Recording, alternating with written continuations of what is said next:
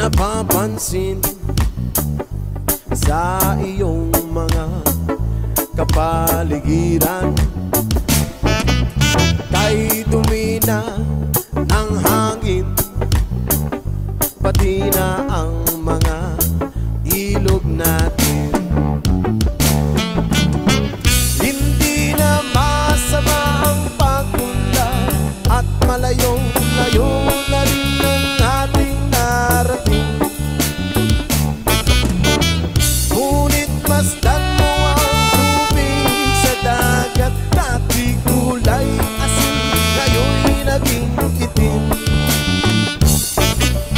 Ang mga tubig ating kinalat sa hangin, sa langit wag na nating paabutin. Kung tayo'y pumanaw man sa riwang hangin, sa langit natin matitikman.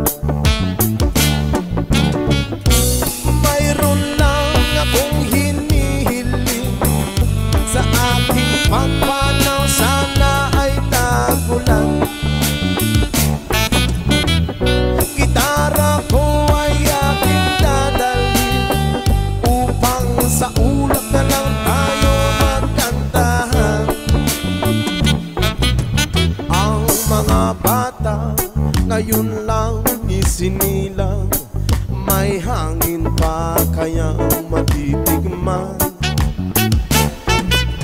May mga puno pa kaya silang aakyatin, may mga ilog pa kayang lalanguyan. Bakit di natin pag-isipan ang nangyayari sa ating kapaligiran? Hindi na masama ang pagpunlad kung hindi nakakasira ng kalikasan. Darating ang panahon, mga ibong gala ay wala na madadapuan. Umasdan mo ang mga punong dati ay kay tatag, ngayon ay namamatay dahil sa ating kalokohan. Lahat ng bagay na narito sa lupa, biyayang galing sa Diyos, kahit nung ikaw ay wala pa. Ingatan natin at huwag nang sirain pa, kapag kanyang binawi tayo'y mawawala na.